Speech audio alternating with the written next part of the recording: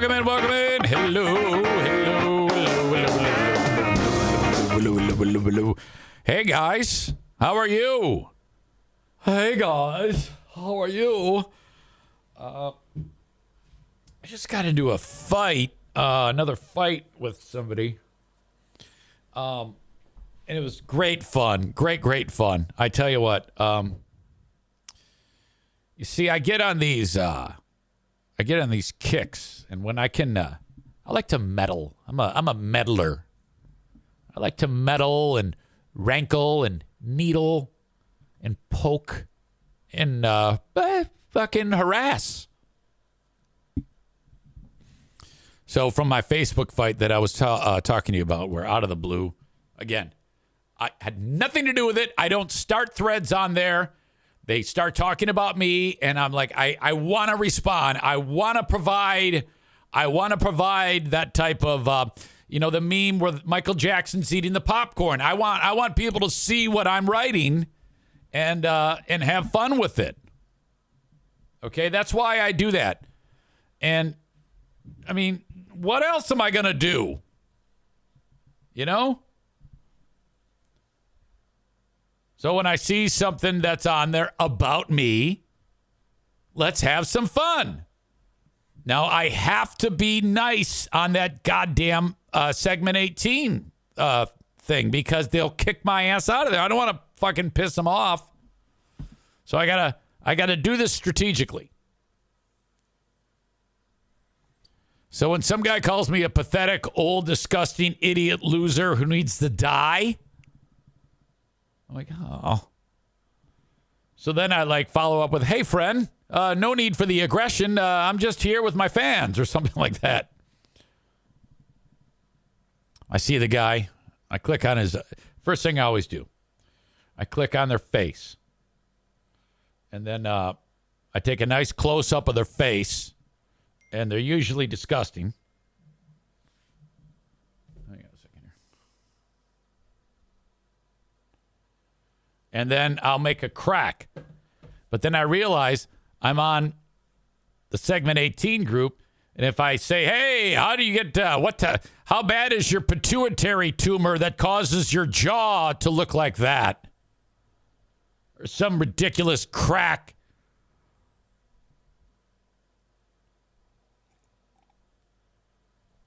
If I do that, I'm going to get my ass thrown out of there. What the fuck was that? I don't want that to happen. So I see this guy named Matt Zanstra. And he's just killing me. So I go, all right. I got to do something. So I do what any rational person would do. Call him at work. Because I see he works somewhere in town here, Van Eerden Trucking or some shit. I call up the fucking front desk. I go, hey, is Matt there? Yeah. Can I talk to him? So I'm going to get this fucker on the phone. I'm going to say, yo, Matt, it's EZ. What's up? You seem like you're pissed off at me. What's going on? Can we maybe break this down?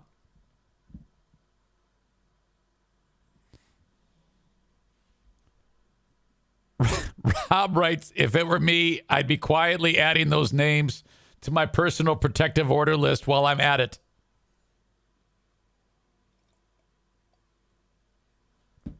Like I should add them to the Zaniacs? Yes.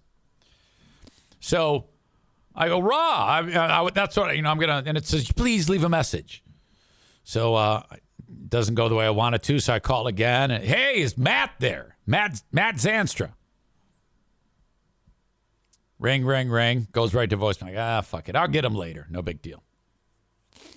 Matt has, I guess my number shows. I just call. I mean, who gives a fuck if I call your work? Whatever. I want to ask. I want to talk to you. What's the matter, Matt? I want to get to the bottom of the problem, Matt. What have I done that's caused this goddamn heartache? And he doesn't pick up. But I hear from him. As I'm sitting, I hang up, and then I'm looking at that screen that I'm looking at right now, and it goes, doo-woo! And he's added to the thread. Like where I said, hey, friend, no need for that. He writes, I have your number. If you ever call my work again, I am calling the FBI, the police, the Secret Service. I cannot believe you did this. How could you possibly do this? Blah, blah, blah. Blah, blah, blah. Blah, blah, blah, blah.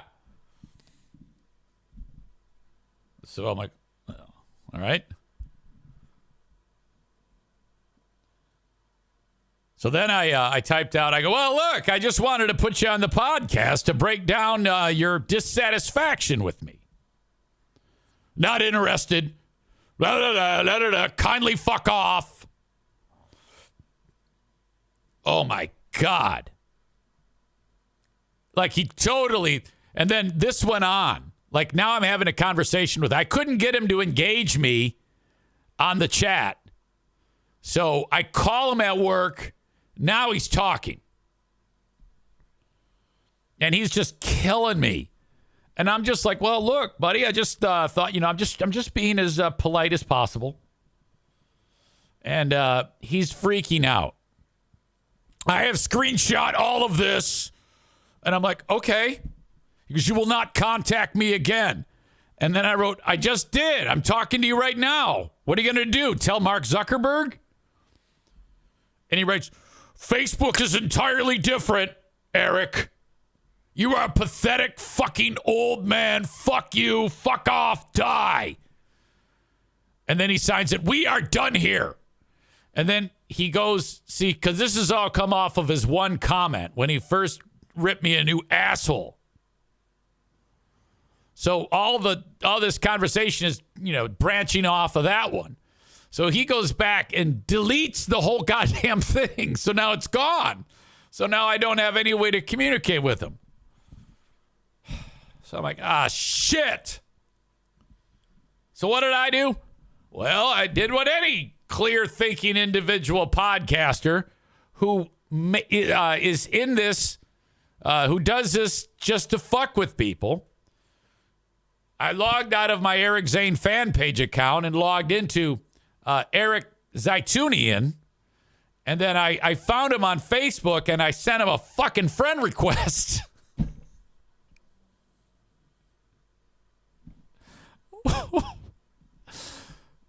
So then I searched his name locally, and I saw that he didn't pay his house payment a couple years ago or some shit, and his fucking house went into foreclosure. So I screenshotted the foreclosure, and I messaged it to him, and I go, hey, we can talk about this in the podcast. Oh, fuck. And then the next thing I know, I go to log back in, to see if he accepted the fucking friend request, and he blocked me. So now it's gone.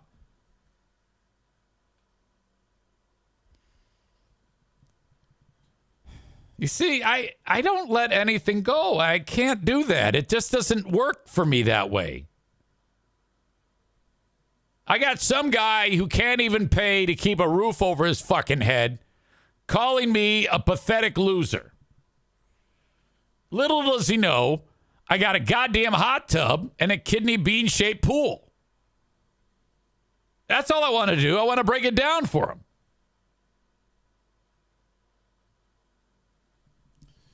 So, I did see that he lives in Hudsonville. Now, Hudsonville is a very small community. Now, this guy could probably kick my ass. He's in his 30s. He's a millennial. My hope is I see him at Bosco's. All right? Rob says you don't even need screenshots. Facebook saves everything. You're good. So that's kind of why I've started this a little late. Like I was able to start this show at 12:30. But I started this reconnaissance project.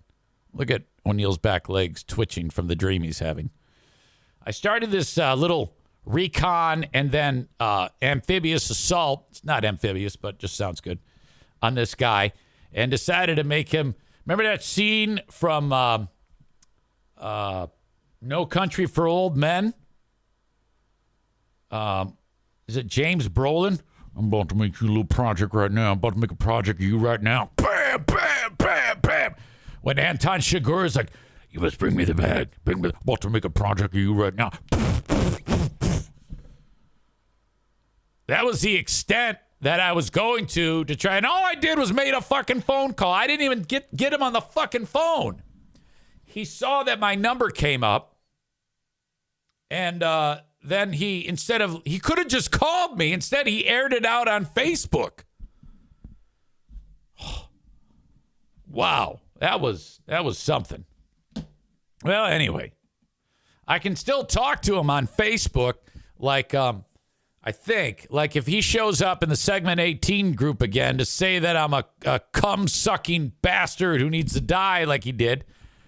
I mean, he's calling me a madman and a lunatic. And I was like, dude, I just wanted to say hi. Give me a fucking break. And one of the things he said, he goes, this is what they do. I supported you when you got fired. They always give me the resume of shit they've done for me. I supported you when you did your YouTube show. I supported you when you did the Zane Zone at the hockey game. I was there for you. And then you know what happened? I grew up. He's like giving me a speech. I moved on, and you didn't. What the fuck? Did I really make you do all of that? Ugh. Kenny says if he blocked both accounts, you won't see him. Yeah, you would know. You would know how that works. Easy. I got a master's degree in blocking people. He ain't good. You ain't gonna see him no more. Thank you. Well, that's too bad. So I got to remember his fat fucking face. If I ever see him at Bosco's again. Now, truth be told, he'll know me and I won't know him. So that'll be great if I ever happen to run into that fucker in the wild. I bring his food out. Here you go, sir. Here you go, sir. Here's the food, sir. All right. Well, that was my first part of my afternoon. I was glad to share that with you. I hope you found that enjoyable. I hope that was entertaining. Rob says, I'd love to know what the confused look on the receptionist's face looked like when you said why you were calling. No, I didn't get to because she just said, Van Heerden Trucking. I go, hey, how are you, ma'am? I'm fine. Is Matt Zanstra there? Okay, hang on. Ring, ring, ring. This is Matt. Leave a message. Fuck you, Eric Zane. How dare you call my place of employment? What the fuck? You got a phone there for? Or what the fuck do you have a phone for?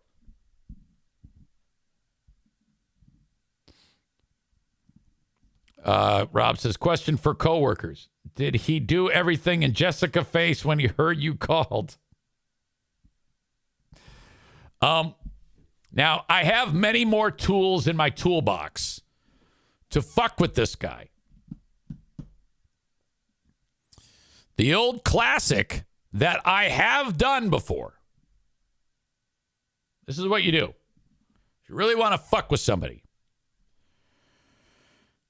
you call human resources of the place of employment. All right?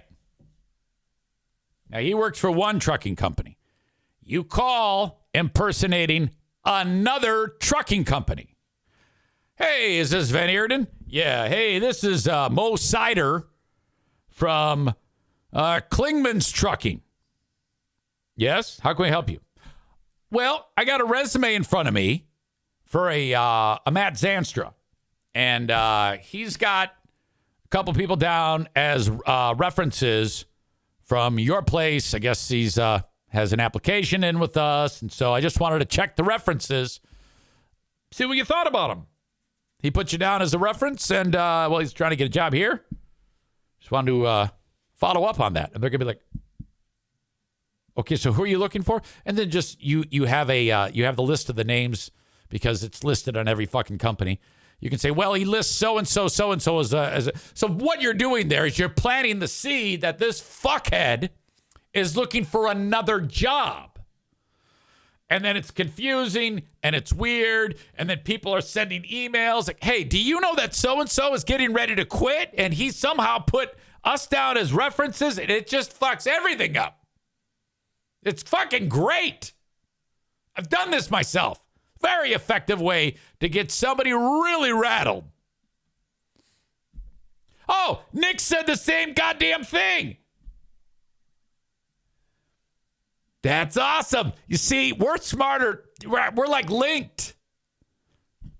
That's the old checking the references trick. I love that you were thinking that at the same goddamn time I was thinking that. Fuck yes.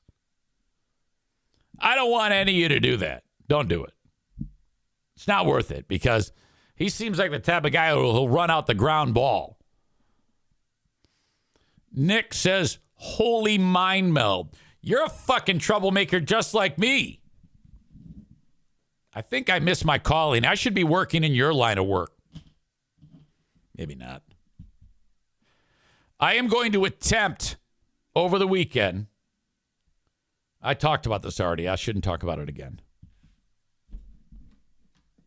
Putting an outhouse roof on an outhouse. Yeah, I just remembered I talked about it. Never mind. Forget that I said that.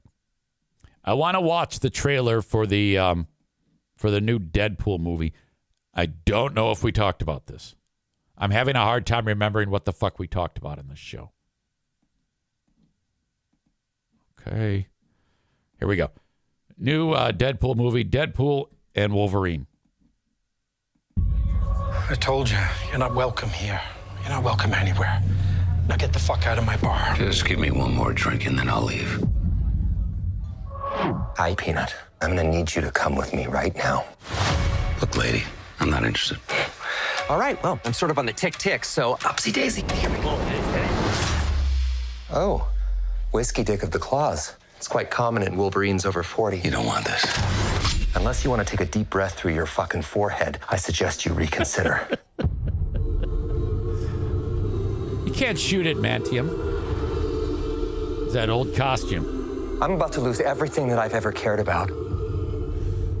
Not my fucking problem. Is that what you said when your world went to shit? Come again. This Wolverine let down his entire world.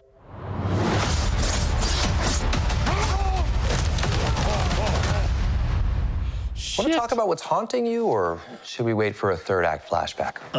Go fuck yourself. Yes. I don't know anything about saving worlds, but you do. Trust me, kid, I'm no hero. You were an X-Man. You were the X-Man. I am soaking wet right now.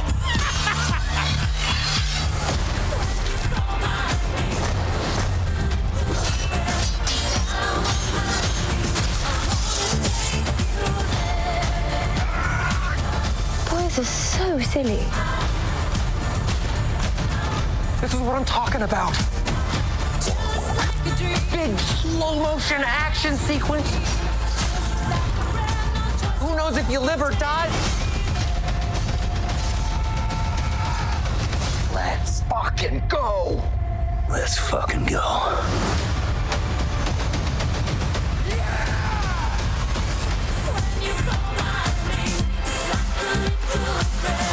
Want to do some cocaine? Hey, cocaine is the one thing that Feige said is off off limits. What about Bolivian marching powder? They know all the slang terms. They have a list. Even snowboarding? Even disco dust. White girl interrupter? Even forest bump. Do you want to build a snowman? Yes! But I can't. Fucking great. I'm sorry. It's so fantastic. And I hate comedies. I don't even know if it's a comedy. Can we call it a comedy? It's goddamn funny, so I'm laughing. Oh, I laugh anything with that character. Oh, God, that's great. Patrick says, I loved the X-Men movie where they sewed Deadpool's mouth shut. I can't stand him. I hope Wolverine kicks his ass. Kenny says the line, quote, there's nothing like coming together. Patrick says, movie looks good, though. Deadpool is the best. Adam says, I can't wait. Sir Bob says, this looks awesome. Aram says, love Wolverine. All right. Fun. Very fun. All right, this is a story going on closer to where I live, where some fucking idiot kid who's got a rap sheet a mile long during criminal activity, he got run over by a cop. Now, he's a fucking loser, all right? But the family is like, oh, my God, what happened? We need the video of what happened. And the cops are like, calm down. We'll get it to you when the time is right or whatever the fuck. Again, the fucking idiot wouldn't have had this problem if he wasn't such a piece of shit. Of Riley Doggett, the 17-year-old boy who was struck by a Kent County Sheriff's deputy cruiser while fleeing from an active scene. Doggett's family is responding to the sheriff's office statement released today. Riley's sister and brother sat down with News 8's Amanda Porter, and she joins us live in the studio with their response. Amanda? Riley Doggett's family wants to emphasize that he was a passenger in the car, and it's still unknown if Riley knew about the car's criminal connection. The Doggett family says the sheriff's office is communicating with them, but it's through the media, which is causing contention. They haven't contacted us. They haven't gone out their way to even send that to us. You know, like getting something like that from them to us would be nicer. Nathan Justice for Juicy Doggett, Riley Doggett's brother, is referring to yeah, they look exactly alike. This statement released by Kent County Sheriff's Office regarding the Riley Doggett case. It reads in part, quote, we too are praying for Riley's recovery. Although it is tragic when a young life is impacted, it's important to understand this pursuit started when a stolen vehicle was observed ramming an uninvolved car, jeopardizing the safety. Yeah, Riley had no idea there was a crime going on, guys. He's in a stolen car that hits another car, but he had no clue. Of our entire community. The Kent County Sheriff's Office says it's still an open investigation. However, this is why if 16-year-olds or 17-year-olds are at home, you know, doing their homework, talking to their girlfriend, reading a book, maybe a video game here and there, they're probably not going to get run over by a sheriff's deputy. KCSO needs to clarify that Riley was unintentionally struck by a police cruiser. This incident is a direct result of the inherent risk accompanying the serious criminal activity that Riley was engaged in during the weeks and months leading up to this incident. What they're saying there, it's that chart. You see it. How would I describe it? One of the lines says fuck around, and then the other one says find out. That's what's happening here. It's the Kent County Sheriff's deputy said he played a game of fuck around and find out. End quote. If it was unintentional, then there should be no problem releasing the video. If I ever have something happen to me and my family's wearing Cafe Press hoodies with my goddamn face on it, I'm going to say just kill me now. Yeah, or at least letting the family see the video, because we acknowledge the circumstances that it was in. We acknowledge Riley is not a perfect little boy. Oh, he's fucked up beyond belief.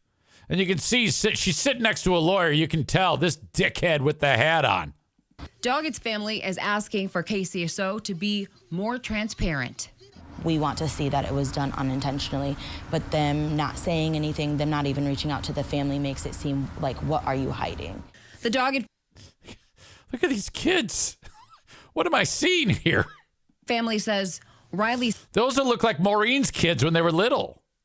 past should have no bearing on this case. Michigan criminal records show Doggett had run-ins with the law as a juvenile, but since he's a minor, those cases are sealed. Yeah. To me, Riley could have the Those are the rules. Sorry. Fuck off. longest rap sheet of the world. And That's how it would be if I was a cop, if I was a police spokesman. Yeah, we need those. We don't have to. Fuck off. does not mean that he deserves to die. Oh, that's Robert S. That's that piece of shit Robert S. Womack. Or be facing death. At all. It's not okay. It's just not normal. That is the part that I want to put emphasis on. KCSO says the car Doggett ran from April 8th was stolen and connected to other crimes. The driver was arrested. They did the right thing, arrested him, but ran over Riley. Okay. We all well, have you know, if you're making an omelet, you got to fucking break some eggs and some bones. our own view on things. We all can make assumptions. We all can say this or By the way, my jokes are fucking on point today. They're funny as fuck. that. Everyone who knows Riley is saying, you know, Riley is a good kid. Riley is this, Riley is that. And then there's the Kent County Sheriff's Department that's saying, well, this is his record. And it's like, there's plenty of people I know that have records and are the sweetest and the most genuine people. Yeah, idiot. They're suggesting that if the criminal activity weren't happening, he wouldn't have been in harm's way when trying to end this catastrophe that your dumbass brother was involved in. He got hit. She's saying there are all sorts of people with bad records who aren't getting run over. I've ever met. So that does not define who he is. It also shouldn't define the consequence he got at all. The family wants the investigation to speak for itself. Let the family see the video. What a loser family. And let us determine that. We are not afraid to say. Yeah, you don't just get to bust in and say, give me the video of whatever. Riley was wrong. Proof of what happened to Riley is what the family wants. When you look at these two cases with Riley and with Samuel Sterling, people running away from the police, their car at least. I hate this guy. I was just going to buzz through it, but I'm going to let him talk. When you look at these two cases with Riley and with Samuel Sterling's, what you have here, you have young people running away from the police with no weapon and officers weaponizing their car, at least in one situation in the Sterling case. On this case, the family is still waiting and hoping that the sheriff department is telling the truth. They haven't made a judgment. Riley's condition Thanks for breaking it down. remains the same, the family tells me. They are thankful to the community and ask for continued prayers for Riley's recovery. The investigation I kind of love her. into this case is ongoing while the family is still calling for the videos to be released. All right. Oh, boy. So there you go.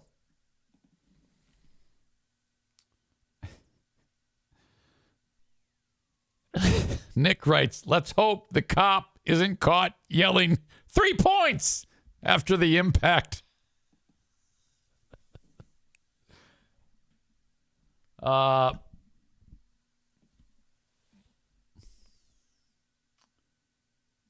see. This kid's not even dead. The black guy that was killed by a cop car last week isn't even a story anymore. Aram said is the cop who murdered the guy in the back of the head still in prison. He's awaiting trial. Rob writes, actually Nick writes, did he get run over in a crosswalk with the walk sign on? If not, getting hit by a car is the chance you take running into a street. Aaron says we need the dash cam, though, to determine if the deputy sped up. Rob says I did a small amount of digging on FBHW Kool-Aid drinker Matt. If it is who I think it is, he lists his career as mayor of awesomeness at Life. That is the same guy, yes. There are also a minimum of 3 Facebook accounts, 1 of 2 messages from Rob. He says 2 of 2, that could be the same guy. Okay, send them to me so that I can continue my onslaught of annoyance. I would love to get those. and then I can continue. I need to come up with a new way, too, that I can somehow annoy this guy. Because if I just send him a friend request, that's probably not going to be the greatest thing in the world. He'll just, block it. But there's got to be more ways we can fuck with this guy. Stevie says cop who shot black guy is former officer sure he's out on bond. Rob says Pellerito probably FOIA requested the body cam footage before the cops finished their shifts that night. No, I don't think so. All right. I'm going to leave it right there. That's it. I love you. Thank you. Hope you enjoyed this. Enjoyed my storytelling of me bugging some Freeburn Hot Wings loser. I'll talk to you tomorrow. Have a great one. Till then, bye-bye.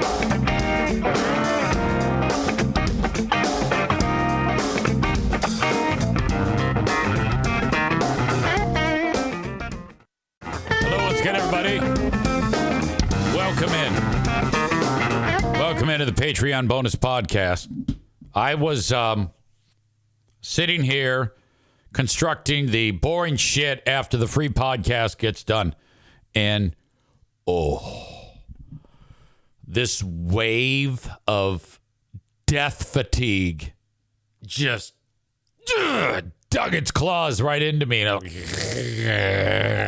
oh, my God. Oh, it was so bad. Wandered outside with the dogs. They go pee. And like, I made the decision right then. I go, okay, I need to lay down. I need some, I need a brain break. So, I come back inside. Actually, when I took the dogs out, I was like, maybe I'll be okay. Maybe I'll be all right. And I'm like, no, fuck that. I got to do this. It's a big fraud Thursday. I can't be all fucked up. Okay. Kenny says Megan would not like your head covering up her sign back there. That's a good point. Let me move over a little. Yeah, you mind moving my sign? My sign's covered. Then out of the blue, like I'll be talking out here about like whatever, a death in the family, and she'll go, I like cats. I like turtles. What?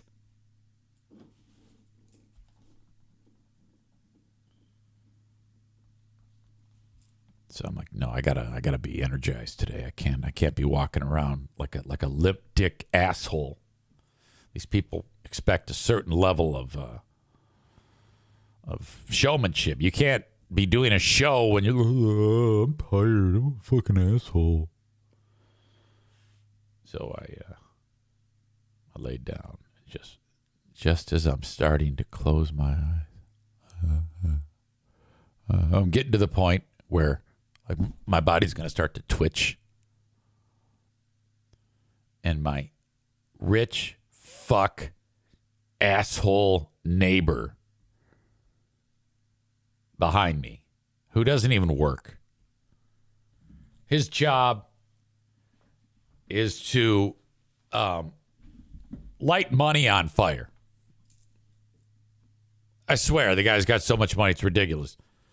And he fires up his $90,000 zero-turn radius lawnmower that he, sits in the thing with his joysticks and mows his 50 acres, whatever the fuck it is. I'm like, Jesus Christ. And he starts at the spot closest to, like, my window. So that I'm, like, jarred awake. Like, I was just fading, And then jarred awake. Shut the goddamn window. Just laid down, half pissed, barely fell asleep. Linda adds, I'm mowing the yard right now. Is that a euphemism? Are you Harry?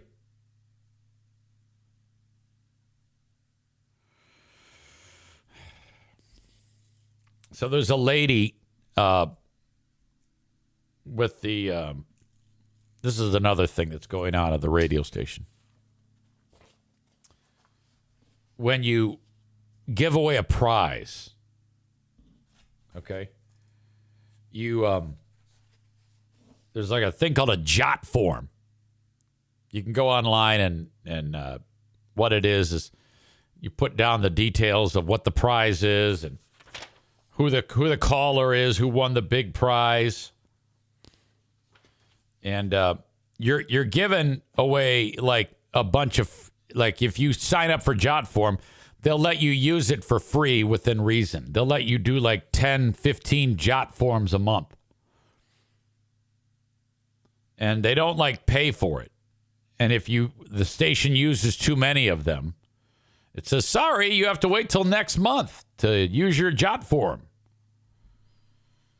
So they said, all right, we want you to go ahead and print one of these off. And then whoever wins the prize, scan it or take a picture of it and send it along to the office. And they'll take care of it that way. I'm like, okay. And it hadn't happened till yesterday. And yesterday it said, oh, you've used all your Jot Forms, so you got it. Oh, God, I got to do it by hand. So old Kevin here won from somewhere in northern Michigan, won a $20 gift card to the local pizza joint. So the lady who, sorry, something in my mouth. The lady who sent me the information that this is the way I have to do it, I remembered that. And I go, all right, great. So I fill out the form, and then I send it to her. But what I forgot was when she told me this, she said, but don't send it to me. Send it to this person. Now, I have noticed that this particular person at the radio station, whenever I do something that I'm not familiar with or I do something wrong, she'll really get into the details explaining it to me to a level that I'm reasonably convinced that she thinks that I might be retarded. And when she does it, she uses words like hun and dear. No, dear. What I meant was, and it always sounds like that. No, hun. What I meant was, okay, no, dear. And right away I'm like, what's going on here? Right? Is this what mansplaining is? Am I getting mansplained? What do you think? And then, so I sent it to her, and I sent her the prize sheet. She right away responds back. She said, no, dear. Like I said, if you look at my first email, I will pass this one along. But you have to send this along to this person's address.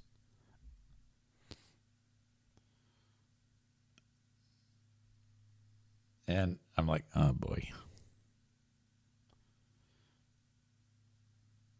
So I gave the old, my bad. You're right. Sorry about that. And she sent me back the thumbs up. So I'm telling you this because I thought it was a little weird. But I'm not, I don't want to talk about this out in the wild. I only want to talk about this here because I found it to be greatly hilarious that I got one message where, hold on. Let's see if I can get this. There was one time I got, this wasn't that long ago. Okay, hold on. I don't know why I'm so old now that whenever I want something on the phone, I've become a guy who can't quite do it.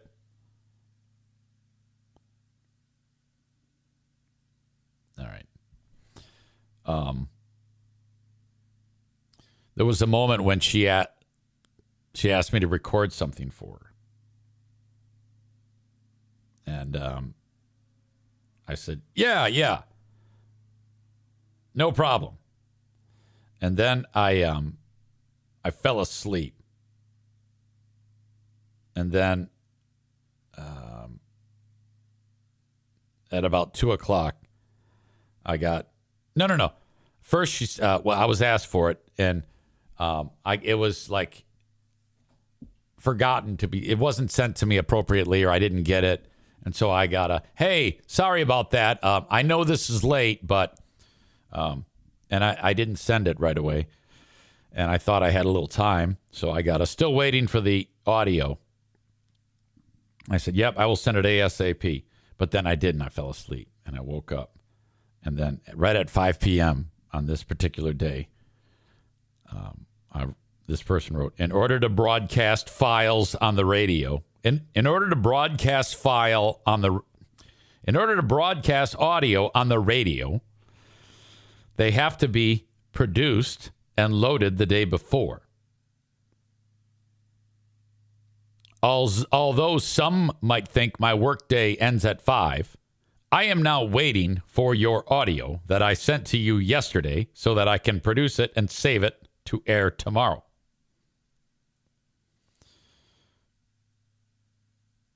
So I was like, oh boy. And then I responded, hello, a million pardons. I just sent it along. Sorry about all this. I feel terrible. I just wanted a chance for me to explain how audio production, how this process works to you. And I'm like, God, I mean, I've been doing this for a long, long time. I'm well aware. Yep, I will be more diligent about this in the future. I haven't been my best.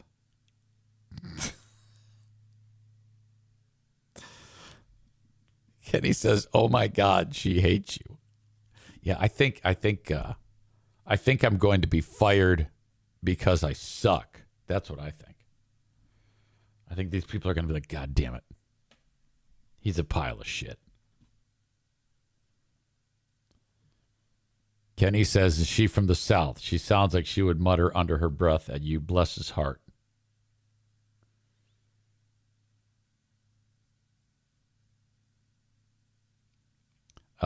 Kenny says, like you're a 6-year-old in her special education class. Maureen says, condescending. I hate that tone. Yeah, tell me about it. But again, I just keep my head down. I don't want to piss anybody off. This is the type of thing, these moments, that when they happen to me, I'm like, yeah, this is what I would do. If I respond like I normally do to something like this, this is what gets me into trouble. And I guess I'm expected, and workers in the workplace are expected, when someone treats you stupidly, like Doug last night, and this here, I guess I'm supposed to just go, oh, okay, I'm a fucking idiot.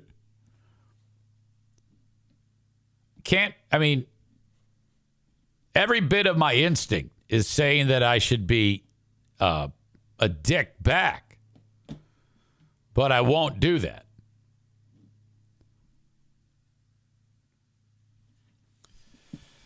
So a lot of huns and deers. No deer. No hun. Megan says, I think that's why I can't work in a normal office. Well, wait a minute. Are you the one that's like the lady talking to me, or are you the one getting the order?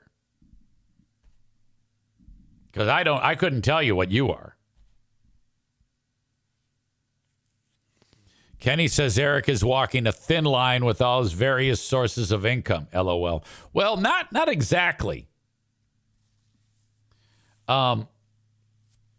Because since there's so many little streams of income, I think, if I ever do get annoyed with someone, I can just say, fuck you. And then it's not that big of a deal. I mean, it's a big deal, but not that big of a deal. Patrick says, I have an extremely hard time dealing with that type of disrespect as well. So you would equate this as a sign of disrespect. All of what I just told you. It's a disrespectful way of talking to someone. And I don't know if it's because, I don't know if it's because it's a small market radio station or what, and that's just the way they do business, but it's a throwback. I'm telling you, the radio station as a whole is a big-time throwback. So they might be, that just might be the way that they're used to doing business, that they expect people to just go, I guess I'm being put in my place. Kenny says, you're not going to tell Doug, fuck you. No.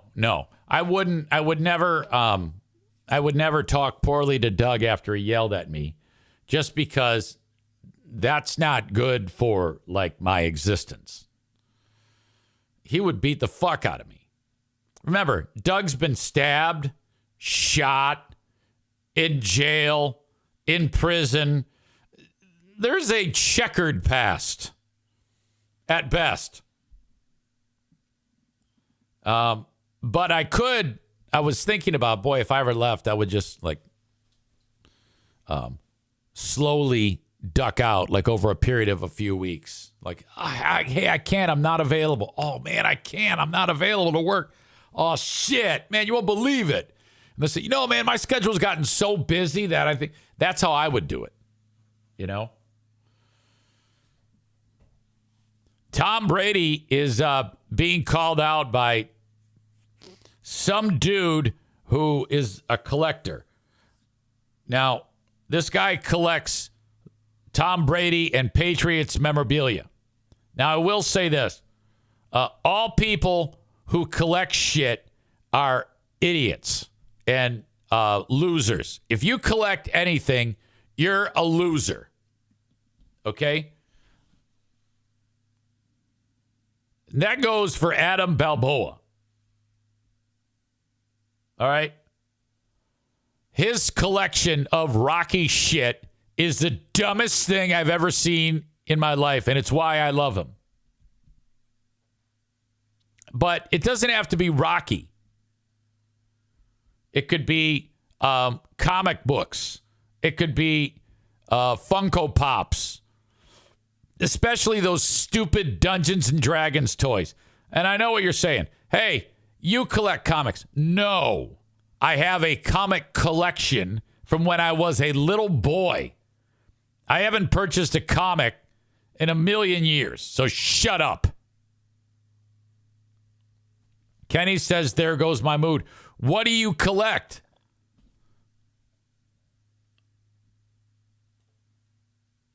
M&M's wrappers? I mean, I don't...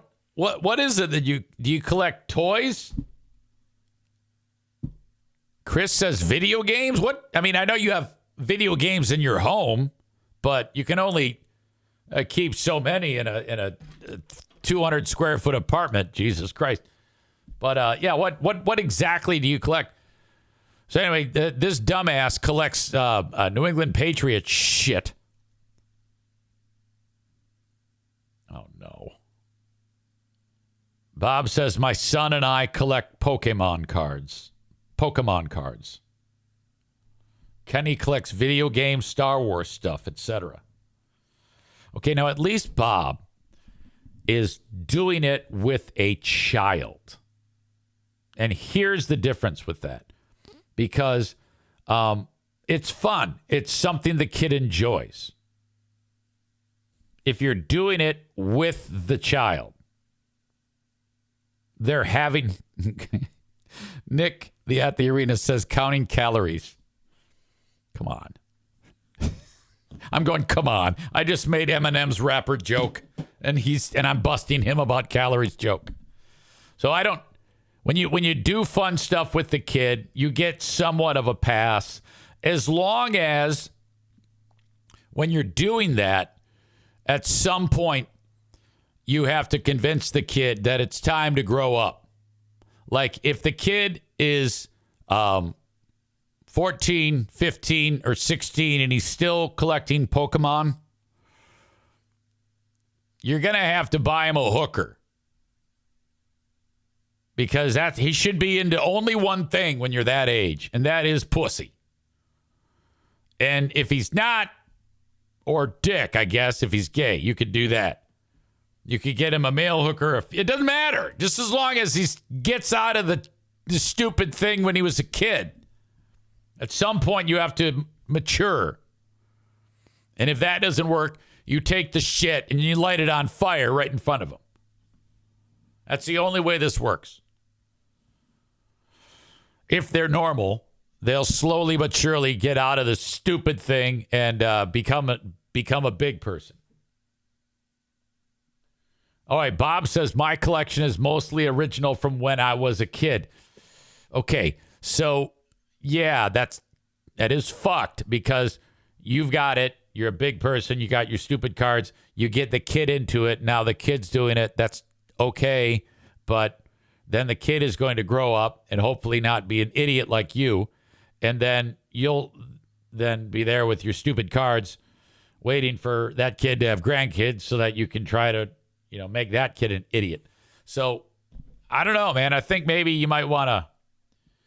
Have you ever thought about like going out in the front yard and throwing a ball? Or go on like a bike ride, or go to the lift some weights, do something physical with the kid. Maybe you two can take like some type of self-defense class or something like that, or teach him how to box. Rich writes, don't you collect dogs and pink slips easy? And then he follows it up with, just teasing. You don't need to write just teasing. Bob says he plays basketball. There you go. Kenny, of course, says that's awesome that your kid got into it too. Linda says, I don't collect anything because I hate clutter. I want you people that collect shit to know that when you are old, your kids are going to take all your shit and throw it away.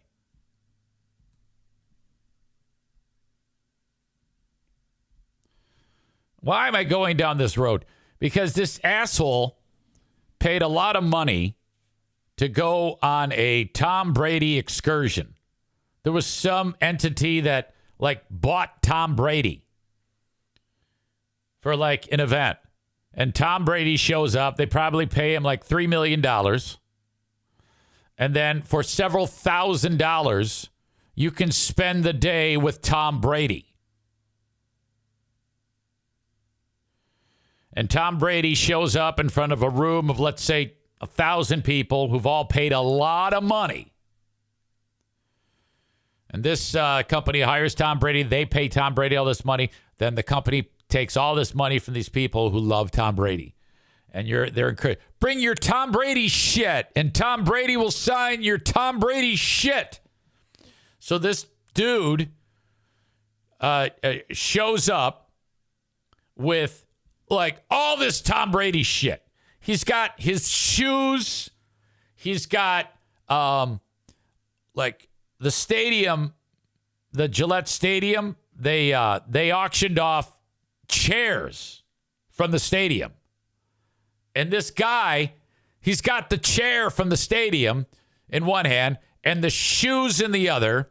And he's got a book of season tickets. Now, in one season, he, they gave him a ticket. And then when you go in, they like rip the ticket in half. This is before they had the scanners, where you could just scan the ticket. So he, in his season tickets, he has two unused tickets to a Patriots game. And those are collectible by themselves. They're large. There's like the image of the stadium on it. And And it's an unused ticket. So the guy wants Tom Brady to sign this stuff. So they got to the point in the weekend or the day when Tom Brady's going to sign everybody's stuff. So everybody's stuff gets collected. And the guy's like, what? Why are you collecting it? Typically, you just line up and say, hey, can you sign this? And then he would sign it neatly. And then with a signature, the way this is done, you can then, this is a guy who knows a thing or two about it. He would then take that stuff and get it authenticated by an authentication company that would, with a magnifying glass, look at it and go, yep, that's Tom Brady's signature stamp.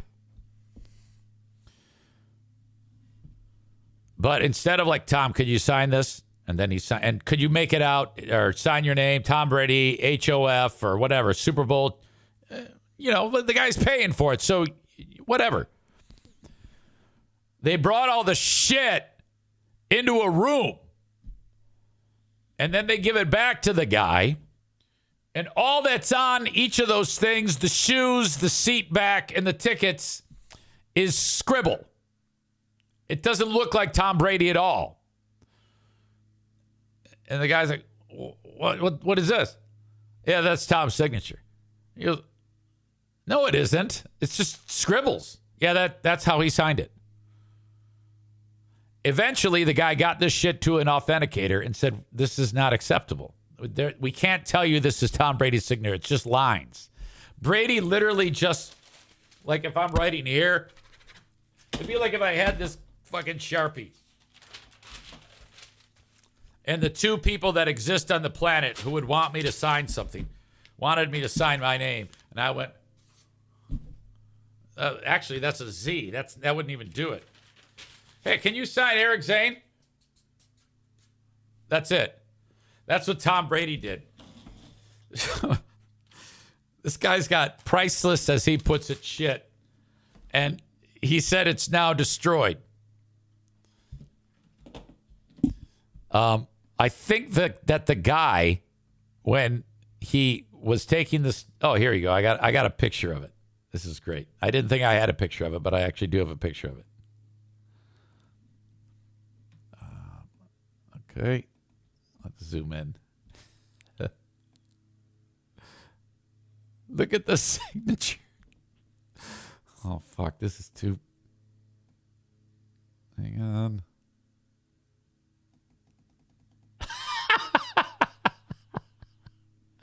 So, basically, it's totally defaced now.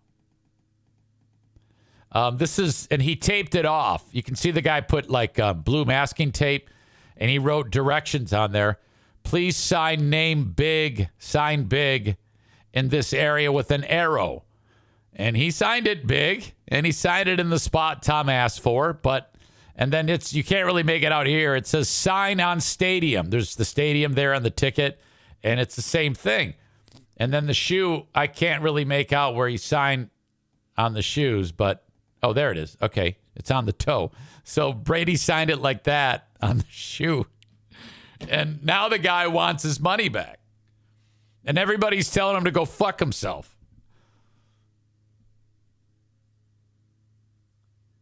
Maureen says that's actually shorthand for Tom Brady. Chris says once a douche, always a douche. So this guy is livid and furious that his stuff now is fucked up. He paid $3,600 to get into the event, this guy. Him and his son each paid $3,600 each to get into this Tom Brady fest or whatever it was. Plus, he spent thousands on... He traveled all the way from Massachusetts, so he paid for a flight. He paid for rental car. He paid for food. He paid for hotel. So he indicated it was north of $10,000 for all this. And so he's right, yes. And, honestly, if you think about it, all that memorabilia came into the room. And you know that Tom Brady didn't sign any of those. They were all just a guy. Probably dozens of guys just doing it. Get this shit signed. It's a fucking scam is what it is. So did Tom Brady actually sign it? How does he know that it wasn't someone else if he didn't actually see him sign it? Exactly. He got taken. Everybody there got taken. Except this guy's making a stink about it, and he's trying to get his money back. But I don't know if he's going to. Folks, I hate to do this to you. I'm out of time. So, actually, I guess it's not too short from what I normally do. I have a Big Fraud Thursday coming up today with Ben Glaze. And I forgot to mention this on the free podcast. But tomorrow, I am actually going to skip the free podcast. Exactly right. I am. I'm doing the free radio show, and then after I button that up, I am going up north. So I am going to do that. I got some work I got to do up there. So I'm kind of like after the radio show, I'm going to head out. Ben says I logged on to say Eric collects cease and desists. But Tom Brady has a roast coming to Netflix. Tom Brady's funny. I think it will be funny. I only have gotten one cease and desist, Ben. Mind you. No, I take it back. I've gotten two. I got one from Cumulus and one from Any Old Joe. Thank you, Ben. And I will see you later on today. Tomorrow on Patreon, I have something to listen to while I'm away. And I want to read to you what...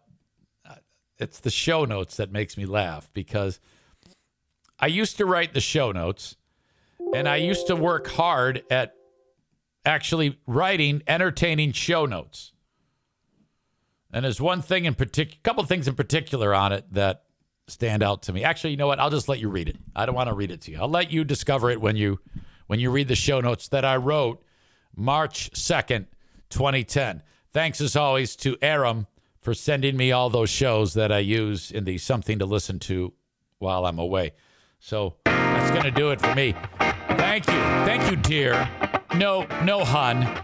Thank you, dear. Dear. Have a good one. Talk to you later on today. Bye-bye.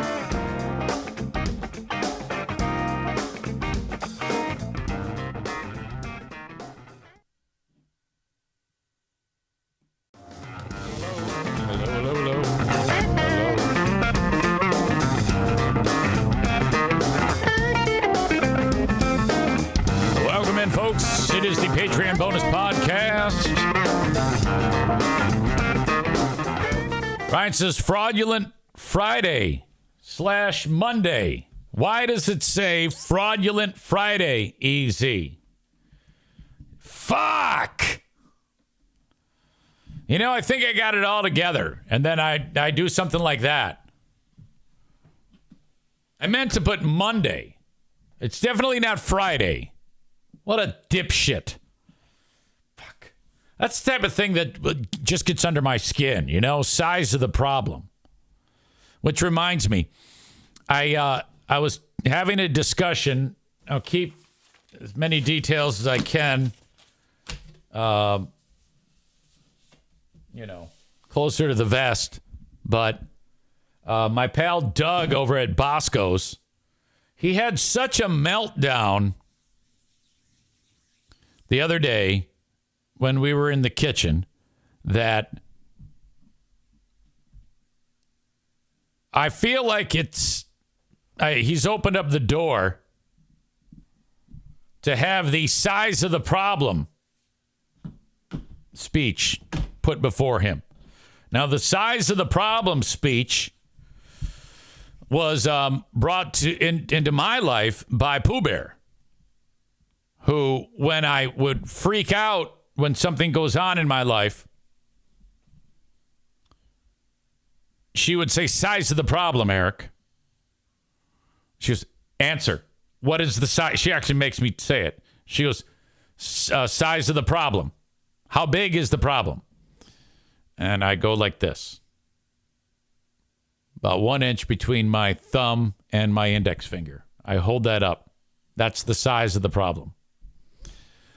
Size of your reaction, Eric. I'm standing there looking at her. She goes, do it. And I put my hands like outstretched Size of the problem, 1 inch. Size of your reaction, this big. She goes, that never works. Your reaction has to be also small. You cannot overreact to the little problem. She goes, this is what I tell my kids in special ed, which I'm like, well, okay. So Doug, I think he's due for size of the problem discussion. But I don't know if I want to do that. I don't know if it's worth it to unpack that. I had a moment with Madison on the phone yesterday about, remember I was telling you about the car thing, getting her car repaired? She started to get snippy again with me yesterday. And briefly, I was like, well, fuck this. You know, I wanted to say, yeah, well, fuck this. You can deal with it on your own. Fuck this and fuck you. Now, that's what Kenny wants me to say. Now, we all know he's a psychopath and a hothead. And he'll go from laughy, fluffy, jovial to boom in an instant. He does that with me all the time. He needs size of the problem speech. But there's never been anybody on the planet who says you need to take the advice of Kenny. But I did think of it. I thought maybe I should tell her to go fuck herself like Kenny wants me to tell her. What did I do, though? I thought about Pooh Bear. And I didn't say anything when she started to lose it. And I'm there trying to solve the problem. And she's there to give me sass. And all I want to do is get the fucking car and get it in her possession so that I can be done with this shit. And we ended up working it out. But it's just sometimes so damn annoying. And I'm like, okay. So Doug blew up at me on Wednesday. And now I'm like, okay, has that opened the door? Because I let him talk to me that way. I think I have. So I don't know if right away I'm going to have the size of the problem speech, or if I'll ever even have the size of the problem speech. All I know is this, that if I make a burger and they say no bun, like we talked about that, how anybody who asks for a hamburger with no bun is a fucking asshole who should be shot.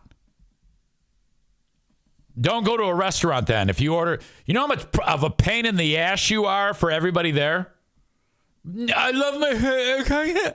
I'm on a low-carb diet. So can you give me this burger loaded with saturated fat with bacon and double French fries, but no bun? You asshole. I deliver burger with bun. Fucks everything up when I got to go fix it. Doug starts yelling at me.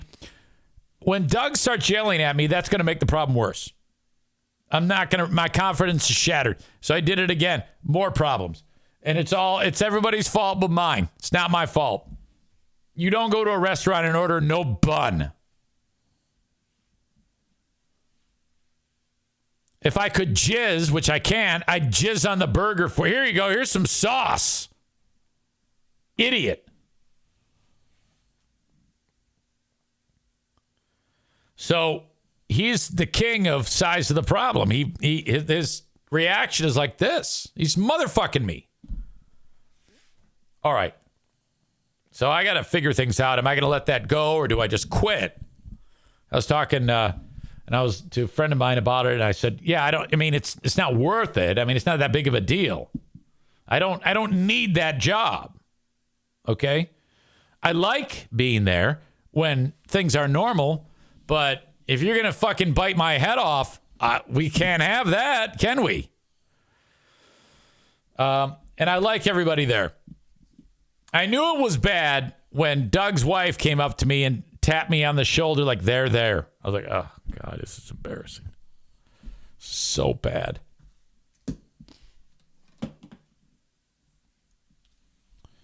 Ryan says the menu needs an asterisk. As a legal advisor for the Eric Zane Show podcast, I'll be happy to provide Doug with some advice.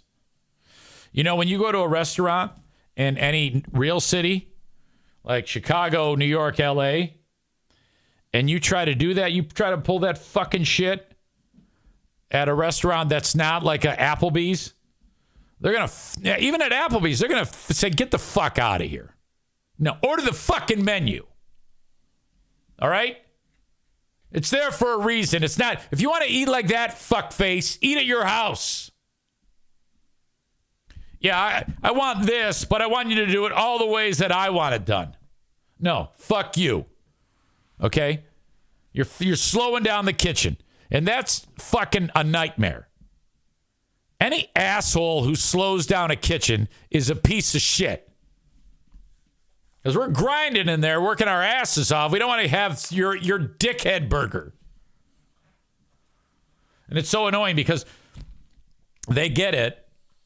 And this is burgers and beers. That's what this place is. And, you got to put the lettuce on the plate, and then the burger goes on it, and you got to dress it and put the sauce on it. And they eat it with a fork like it's a steak. Just want to fucking flip it in their fucking face. Say, get the fuck out of here. Holy shit.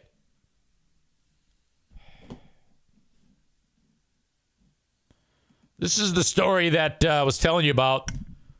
This poor gay guy shows up at the church. All he wants to do is read his book to the kindergartners or whatever, or the pre-K school. The teacher is his pal who invited him in. Local author, doing good, giving back to the community. And then the worst thing happens because the priest sends a letter saying, sorry, I let one of the gays in. This is this further illustrates why the Queen of the Forest and I want nothing to do with the Catholic Church. It's just a shame that it took us so long to realize it. It's actually quite insulting, but live and learn, I guess. Here you go. Let me back up. That I have for what I created. This whole thing is fucked up. And to share that with others. I came into a classroom to share the joy and love that I have for what I created, and to share that with other people, and why my sexuality has anything to do with that. Anything. And it makes me mad. A local author in Beale City near Mount Pleasant says he is surprised to find himself at the center of controversy. He was invited to read one of his books to a pre-K class at that private Catholic school. A week later, the pastor at this church issues a public apology, although it wasn't the content of the book he had an issue with. It was the person reading. For a second, he made me want to stop. Come on. I didn't want to do it. This is so sad. He's calling it one of the worst days of his life. But it didn't start out that way.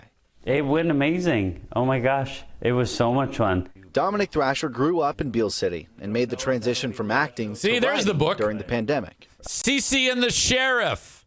They're two dogs running around. That's his book, The Adventures of Cece and the Sheriff. I've always wanted to. I just was scared to, start.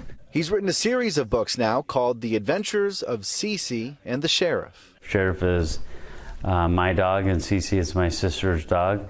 They were playing in the room when I was trying to figure out what I wanted to write about, and it just went from there. For National Reading Month in March, Dominic was invited by his friend to read his very first book to her pre-K class at St. Joseph the Worker School. The kids were so excited, and I actually ended up staying there for snack time too. Oh, he got snacks! He came across a Facebook post from the church connected to the school. Now, Fox 17 hasn't seen it. The post and page don't come up when we search for them, but Dominic sent us a true sign of guilt right there. There's the screenshot. Sorry, I let in one of the gays. This screenshot before they went away. It says, a guest who does not represent the values of our Catholic faith read to our children. Although the book and any related conversation was appropriate for our students. I can't believe he can put that out there and and not think anybody's going to be pissed off. We'll see to it that a new vetting policy is put in place. signed. A new vetting policy. So does that mean if somebody writes a book, his goal would be, all right, so do you like dicks in your ass? Well, excuse me, I'm vetting, but have you ever ate the asshole of a man? Okay, because I'm vetting here. Jesus. Father Tom Held. It just angers me. Oh, poor guy. Now, I remember when I first played this story, I did not comment on this guy's fucked up voice. And I'm so glad I did not, because they tell you what's going on here. What he said. Typically, that's something that I would go after.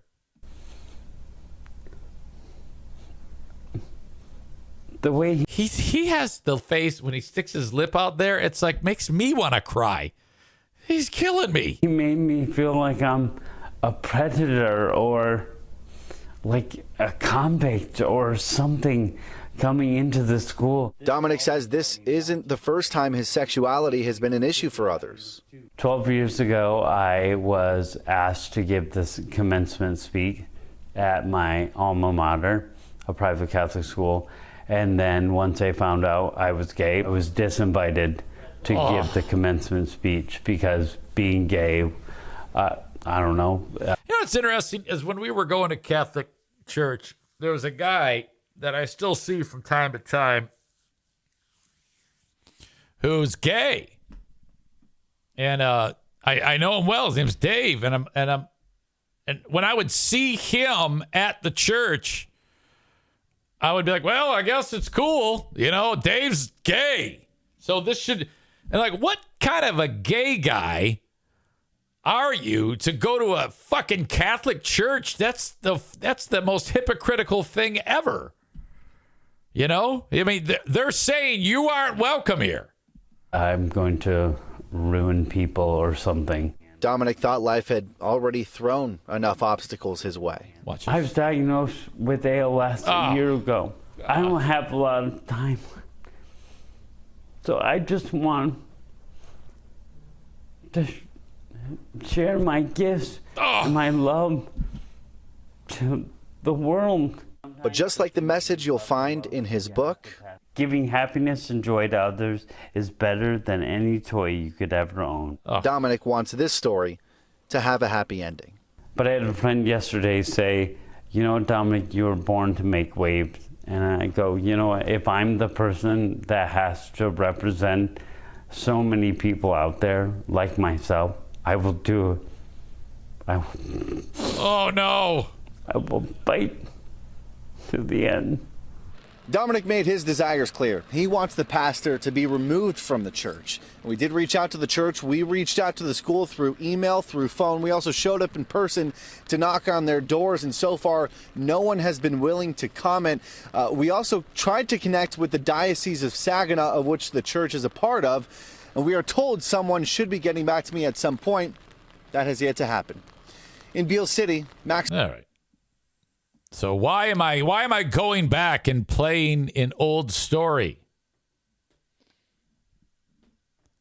Well, something has happened. That same reporter. The priest who penned a public apology after an openly gay author read to a Catholic preschool class is resigning from his church.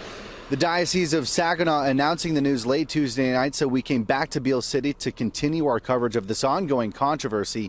Even those who are happy to see Father Held go say this move is met with mixed emotions. A battle has been won, but the war is not over. There's our guy. Dominic Thrasher finally got the news he was hoping for, but says he isn't sure why it took so long. Again, I just sit there and think, if this was any other job, somebody would be fired immediately. He's talking about Father Tom Held, the now. Yeah, but this is the Catholic Church, okay? I mean, for years, priests were putting their dicks in kids, and, you know, nobody did anything, you know? I mean, like, the diocese in Boston and other parts of the country, they were like, no problem. Yeah, don't worry about it. We'll take care of it. We'll just move you to another parish. There's all sorts of new kids there. So don't sweat this. We'll take care of it. So of course, Catholic Church is what a sick institution this is. A former priest here at St. Joseph the Worker Church. On March 13th, Father Held penned a public apology after Thrasher, an openly gay author, was invited to read his own children's book. A lot of this will recap. I'm a bump ahead. Facebook group with 1,400 members.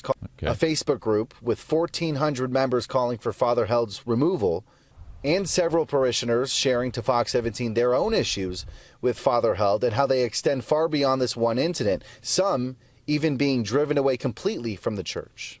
Yes, I was the straw that broke the camel's back, but then once the parishioners then took over, it's their battle. Late Tuesday, that battle came to a head when the Catholic Diocese of Saginaw announced Father Held's resignation.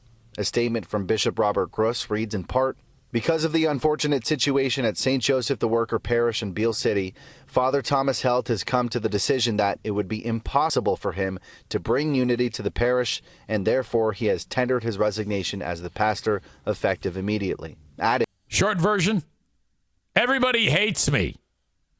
The division, lack of charity, and the wounds caused by the division in the St. Joseph the Worker Parish community has brought deep sadness to the Lord Jesus. Wait a minute. The bishop then said the division, the lack of charity, and the wounds caused by the division in the parish has brought deep sadness to the Lord Jesus. Let me rephrase that for you, fuckface. This priest did everything himself. He caused all of this to happen. That makes it sound, with that statement, like he's kind of painting with a broad stroke. Oh, yeah, the division's the problem. Yeah, you need to look a little closer, a little finer point on that, Bishop, whatever the fuck. If you read the statement by the diocese, they basically gaslight and blame. There you go. I love it when what I say matches with the story. I haven't watched the story. For the reason why he's not going to be there anymore, which is still a shame. Some parishioners who couldn't go on camera on Wednesday told me, people are such pussies. Isn't the world easier when you just say what it is? When you can just say what's going on, whether it makes you look good or makes you look bad? Wouldn't it be easier just to say what's going on? Acknowledge it.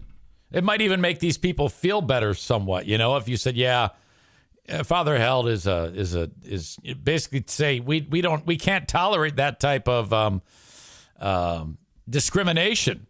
You know, that's not what we're all about. But they're enabling the guy. In a text, they feel the same way. This is about so much more than that one event, and I don't feel like the diocese is recognizing that. There's no accountability for it, says Krista. Yeah, the guy may be gone, but it doesn't make anything better. This is. I hope these parishioners leave the church. Gross, a member at the church for more than 45 years, but some side with Father Held. I would not have apologized. I would have stood my ground. Oh, no, of course. Look at this guy. Shit. And I would have called in the archdiocese, and if they didn't back me, I would have done the same thing too. And I wish him the best, and I hope he finds someplace better. Thrasher says he never expected things to unfold the way they have, but Beale City is one of those communities, by the way, which I have told you many times that in Michigan, most of the communities are those communities, with the exception of Metro Detroit and Kent County. That's about it. Feels his fight was worth it. Oh, yeah, definitely. Since the story first broke, Fox 17 has tried to contact Father Tom Held several different times. We have yet to hear back. In the meantime, the diocese says as it continues to search for a replacement, weekend masses will be covered by a visiting priest. We will continue to keep you updated with any more details that come up along the way. Reporting in Beale City, Max Goldwasser, Fox 17 News. Nice job, Max. I guess it kind of worked out. I mean, that was a gutless thing to. He resigned, and they didn't really hold him responsible for anything. A lot of chat here. What's going on? Bob, going back to burgers with no buns, he says, no bun, add $2. Ryan says, add 100. Kenny says, any restaurant that can't handle special orders shouldn't be in business. Amy says, sorry, Kenny. The restaurant has a menu. Order something from the menu. You want something else? Go home and make it. That's what I said. You're a pain in the ass. Adam says, does this include ordering without onions or pickles? I would say yes. If I owned that restaurant, I would say the name of the restaurant is, it'd be real wordy. It would say, order from the menu or go fuck yourself hamburgers.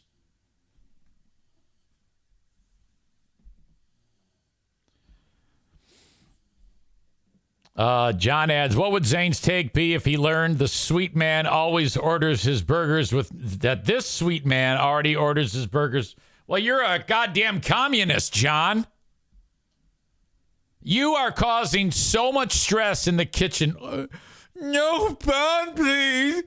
I'm going low carbs. I'm living a healthy lifestyle with no carbs. You need carbs. My God. Ryan writes, burgers are scientifically engineered to maintain balance in the universe by containing a bun. Removing said bun would trigger a chain reaction of catastrophes. Let me just tell you what you're doing. You're wrecking lives because when they get fucked up in the kitchen because of your stupid no bun, and then the order comes back and the waitress is bitching and then the owner's ready to throw a goddamn spatula at me, and then I get butthurt and everybody's pissed off, and then the other orders get fucked up. Before you know long, it's a goddamn catastrophe, chain reaction, and there you are with your knife and fork. Oh, yeah, this is fucking good. Oh, it's so good. I got my bunless burger. Yummy, yummy. You're eating like a goddamn dog. Fuck. Actually, that doesn't make sense. Dogs don't eat with knives and forks. Linda says, Father Hell, ick. Reminds me that my ex-husband's dentist was renamed Dick Held. But he went by Richard. Adam says, does the resignation mean he can just go to another parish? I don't know. Probably.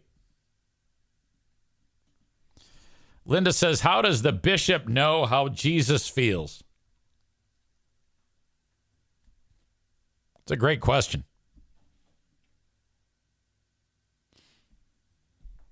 Adam says, Linda, I don't think Jesus would have an issue with this guy reading the book.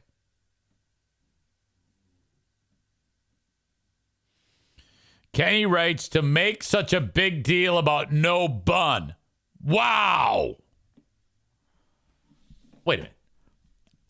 Are you suggesting that at any one point I've been doing this show and not made a big deal out of something? Moron. If I didn't make, quote unquote, big deals out of shit, you wouldn't have a show. Now, I know deep down you would want a show where some asshole named Eric Zaitunian would be doing the podcast, and basically 2 hours of telling you that he loves you. But as far as I know, most people, in fact, all of them except you, would not want that prick around. So, I mean, careful what you wish for.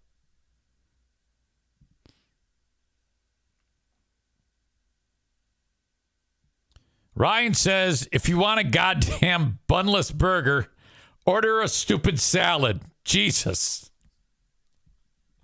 I've really turned the corner on this weight loss. Let's see. Burger, no bun. Okay.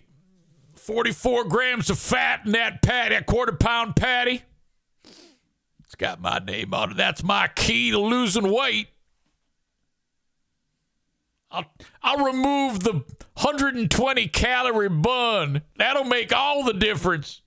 It's going to keep me in keto. Oh! Come on, man. Stay at home. Don't eat out. Okay? First of all, you can't afford it. I want you to save your money. So no more eating out. And while you're at home eating, you can only have water and rice, maybe some milk, for about 6 months. And then you're going to come out a new man. This is an ancient Chinese secret. That's how they stay fit and trim. All right? You're going to lose it all, and then you're going to be ready to lay pipe. And then you won't have to troll the local cerebral palsy conventions looking for your next wife. Patrick makes a good point. Remove the bun yourself. Yes. Serve that bunless, please. Fuck. Rich Creasy writes, breaking news, Bosco's goes 1,000% increase in sales of bunless burgers due to local podcasters' promotion.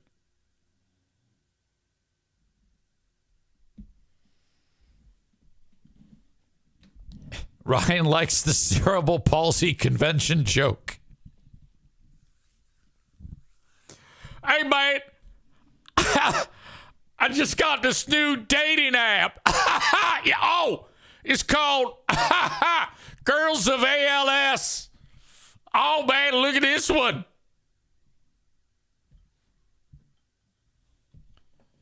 All right. I'll leave it right there. I'll quit while I'm ahead. Thank you for being here as always. Talk to you later. Big Front Thursday. Ben Glaze, Easy, you, me. Till next time. Bye-bye.